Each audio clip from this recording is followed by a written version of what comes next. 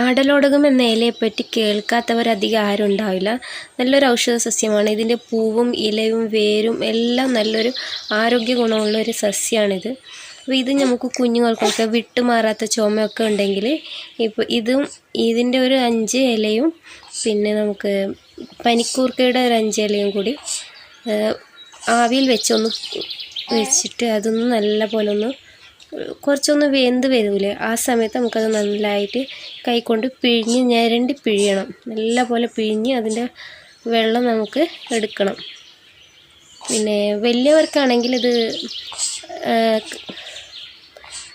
ആവിയിൽ വേവിക്കേണ്ട ആവശ്യമില്ല. അത് നല്ല പോലെ കുത്തിയിട്ട് അതിൻ്റെ പച്ച നീരെടുത്തിട്ട് അതിലേക്ക് തേനോ കൽക്കണ്ടോ ഇട്ട് കുടിച്ചാലും നല്ല കഫം ഒക്കെ പോവാൻ നല്ലൊരു മരുന്നാണിത്. അപ്പോൾ ഇതുപോലെ വെച്ചിട്ട് 5 ആടലോടകത്തിൻ്റെ ഇലയും 5 പനിക്കൂർക്കയുടെ ഇലയും കൂടി ഞാൻ ആവിയിൽ വെച്ചൊന്ന് വേവിച്ചെടുക്കുന്നുണ്ട്. ഇതൊന്ന് വെന്ത് വരുമ്പോൾ ഇത് നല്ല പോലെ ഒന്ന് കൈകൊണ്ട് ഞരണ്ടി പിഴിഞ്ഞ് അതിൻ്റെ വെള്ളം ഒന്ന് എടുക്കണം. വെള്ളം എടുത്തിട്ട് നമുക്ക് എത്രയാണോ വെള്ളം കിട്ടിയത് അതനുസരിച്ച് അത്ര തന്നെ തേനും കൂടി ഒഴിച്ചെടുക്കണം. അതേ അളവിൽ തന്നെ നമുക്ക് തേനും എടുക്കണം. കുഞ്ഞുങ്ങൾക്കൊക്കെ കൊടുക്കുമ്പോൾ ചെറുതേനാണ് നല്ലത്. ചെറുതേനും കൂടി ഒഴിച്ചിട്ട് നമുക്ക് കൊടുക്കണം. ഇത് നല്ല കയ്പുള്ളൊരു സാധനമാണ്, അപ്പോൾ കുഞ്ഞുങ്ങളൊന്നും കുടിക്കില്ല.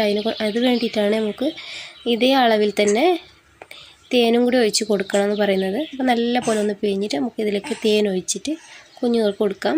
ഇത് മാസത്തിലൊരു 3 ദിവസമൊക്കെ കൊടുത്താൽ എത്ര വിട്ടുമാറാത്ത ചുമയാണെങ്കിലും നല്ലപോലെ മാറിക്കിട്ടും. കുഞ്ഞുങ്ങൾക്ക് കഫം ഉണ്ടാവില്ല. അപ്പോൾ ഞാൻ അധികം കൊടുക്കാറുണ്ട് ഇതൊക്കെ. അപ്പോൾ എല്ലാവർക്കും യൂസ്ഫുള്ളായ ഒരു വീഡിയോ ആണെന്ന് വിചാരിക്കുന്നു.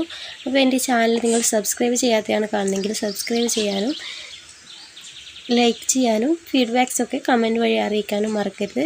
അപ്പോൾ വീണ്ടും പുതിയ വീഡിയോസൊക്കെ ആയിട്ട് കാണാം. അതുവരേക്കും ബായ്.